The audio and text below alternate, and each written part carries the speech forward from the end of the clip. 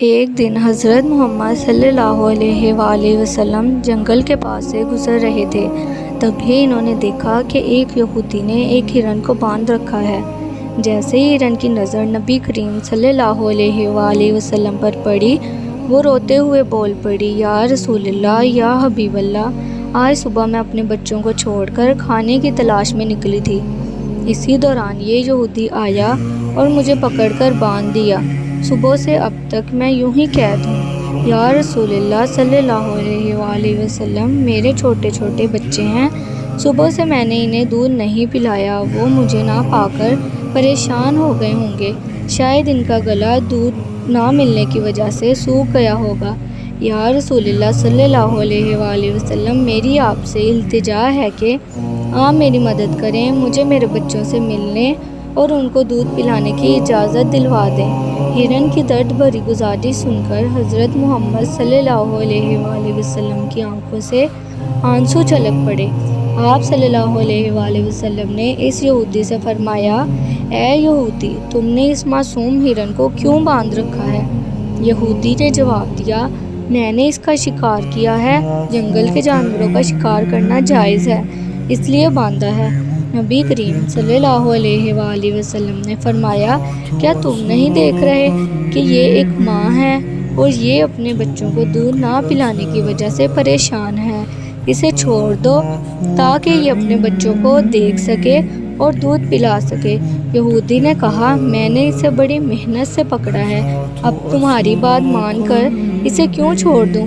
حضرت محمد صلی اللہ علیہ وآلہ وسلم نے نرمی سے سمجھاتے ہوئے فرمایا، اس ماں ہرن کو ایک دفعہ اپنے بچوں کے پاس جانے دو، یہ انہیں دودھ پلا کر اور مل کر واپس آ جائے گی۔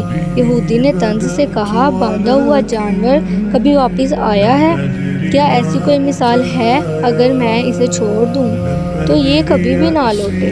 جب نبی کریم صلی اللہ علیہ وآلہ وسلم نے دیکھا کہ یہودی کسی بھی صورت ہرن کو چھوڑنے کے لیے تیار نہیں ہے، تو آپ صلی اللہ علیہ وآلہ وسلم نے فرمایا، اے یہودی، تم اس ہرن کو آزاد کر دو اور اس کے بدلے میں مجھے گروی رکھ لو، اگر یہ واپس نہ لوٹی تو تم مجھے عمر بھر قید میں رکھ لینا۔ یہ سن کر یہودی نے ہرن کو آزاد کر دیا۔ آزاد ہوتے ہی ہرن تیزی سے جنگل کی طرف بھاگ گیا۔ یہودی اب یہ سوچنے لگا، ہرن اب کبھی لوٹ کر نہیں آئے گا اور میں اس آدمی کو ہمیشہ قید رکھوں گا۔ اس سے بڑا بیوقوف میں نے زندگی میں نہیں دیکھا، ایک جانور کے لیے اپنی زندگی داؤ پر لگا دی۔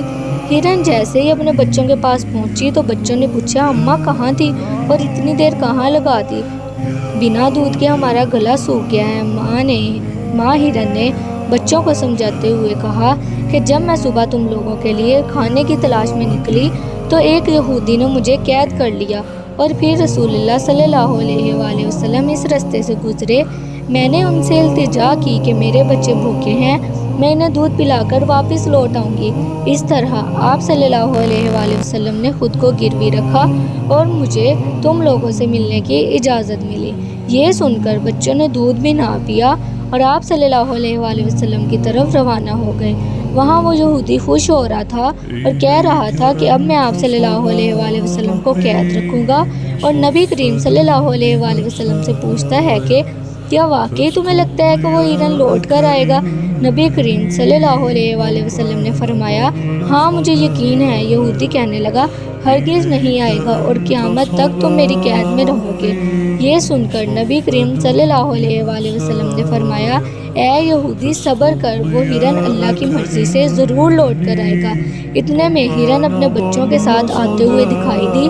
نبی کریم صلی اللہ علیہ وآلہ وسلم نے فرمایا، اے ہرن، تم اپنے بچوں کو کیوں ساتھ لائی؟ وعدہ تو یہ تھا کہ تو اکیلی لوٹ کر آئے گی۔ ہرن نے جواب دیا، یا رسول اللہ، جب میں نے اپنے بچوں کو بتایا کہ میں اللہ کے رسول کو یہودی کے پاس گروی رکھ کر آخری دفعہ تم لوگوں کو دودھ پلانے آئی ہوں، تو بچوں نے کہا کہ اماں، آپ کیسے سوچ سکتی ہیں کہ ہم اللہ کے نبی کو بندھن میں باندھ کر دودھ پئیں گے؟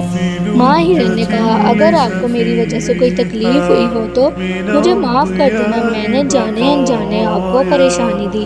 پھر نبی کریم صلی اللہ علیہ وآلہ وسلم نے یہودی کی طرف دیکھا اور فرمایا، میں صرف انسانوں کا نبی نہیں بلکہ جانوروں کا بھی نبی ہوں۔ دیکھو ہرن اکیلی نہیں بلکہ اپنے بچوں کو بھی ساتھ لائی ہے۔ یہ کہہ کر نبی کریم صلی اللہ علیہ وآلہ وسلم جب روانہ ہونے لگے تو پیچھے سے یہودی پکارا، یا رسول اللہ، یا حبیب اللہ، مجھے یقین ہو گیا کہ آپ صلی اللہ علیہ وآلہ وسلم اللہ کے سچے نبی ہیں۔ یا رسول اللہ، مجھے اپنی ہاتھوں سے کلمہ پڑھا کر مسلمان کر دیجئے، مجھے اب اس ہرن کی کوئی ضرورت نہیں ہے، اب میں اپنی زندگی آپ کی خدمت میں گزارنا چاہتا ہوں۔ اسی طرح یہودی کلمہ پڑھ کر مسلمان ہو گیا۔ سبحان اللہ۔